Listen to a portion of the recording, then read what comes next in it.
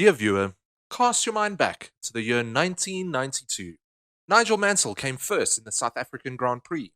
Batman the Animated Series had first aired on TV. And parents everywhere collectively lost their minds with the release of Mortal Kombat. The outcry from this game is one of the reasons why we have a rating system on our games telling you whether the game is super violent or not. I mean, just take a look at this. They're advertising it to kids.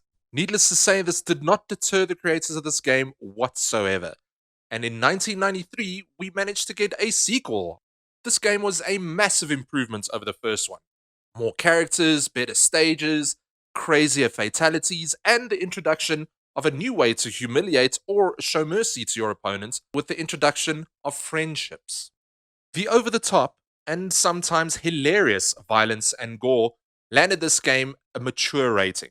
This did not deter me from playing this game. And boy, did I play the hell out of it. I absolutely loved this game. Everything about it was amazing. The new characters, the exotic locations, everything was just superb. I'm not saying I'm the best at this game, but I was pretty damn good. So fast forward to 2019. I'm in my late 30s, and Mortal Kombat 11 has just hit the shelves. As much as I love the game, I didn't pick it up straight away. I know how this works. It's going to have some kind of season pass, or somewhere down the line, they're going to release some DLC with extra characters, and they're going to make you fork out an extra bit of cash just for that. And that's exactly what they did. And it pissed off a lot of people. So over a year later, I picked up this game. And it was the base game that came bundled with the Aftermath DLC. Thus making it Mortal Kombat 11 Ultimate. This included a brand new story mode and some new characters like freaking Rambo of all people. The roster in this game is what you'd expect. Sub-Zero, Scorpion, Raiden, Johnny Cage all make their appearance. And then some later favorites such as Baraka, Cabal, Noob Saibot are also thrown into the mix. Now, of course, let's talk about the fighting. The fighting in this game feels solid and fluid, making it accessible for casual players and devastating as a seasoned veteran.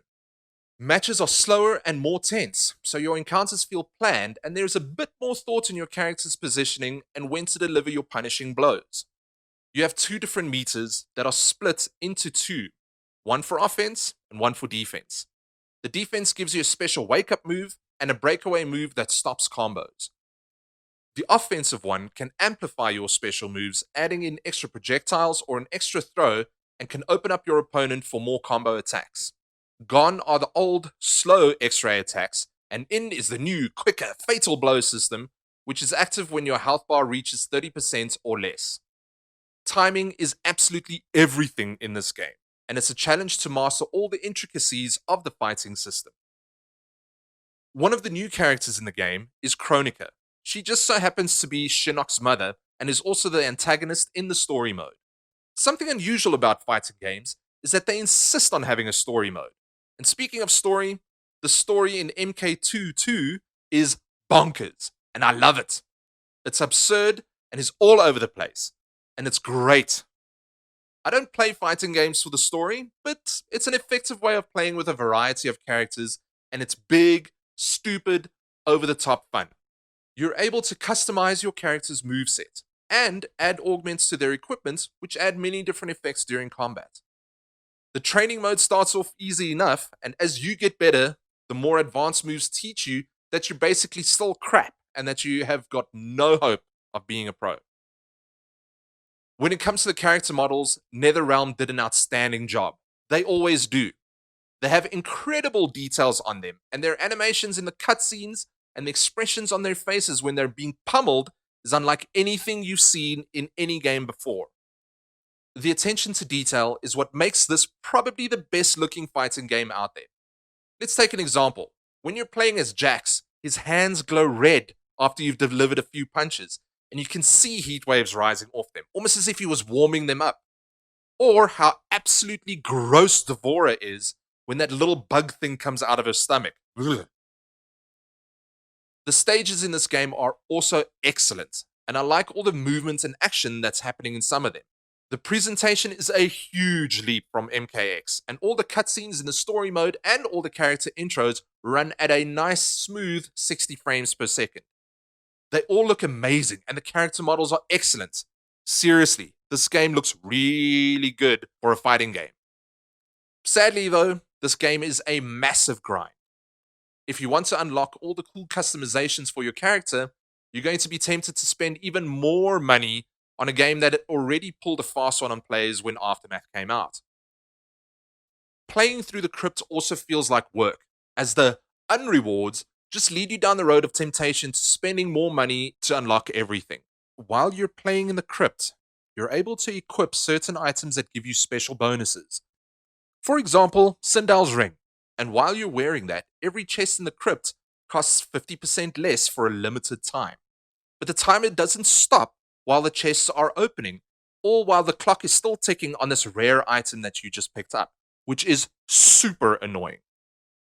Instead of giving you a crypt to schlep through and to try and unlock all the items, which never really happens.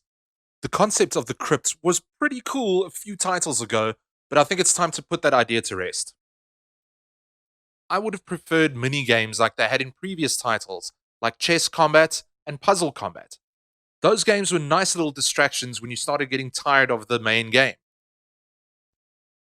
The DLC characters are pretty cool. You get Shang Tsung, which is voiced by Kari Tagawa, who played Shang Tsung in the original movie. You get Melina, Sindel, Nightwolf, Terminator, Spawn, and even the Joker. No matter how cool some of the characters are, like Terminator and Robocop, I played a few rounds with them and I just wasn't feeling it. At the time of writing, they released the new movie skins pack 2 weeks after I purchased it, and it's just sitting there, mocking me with Christopher Lambert's eyes.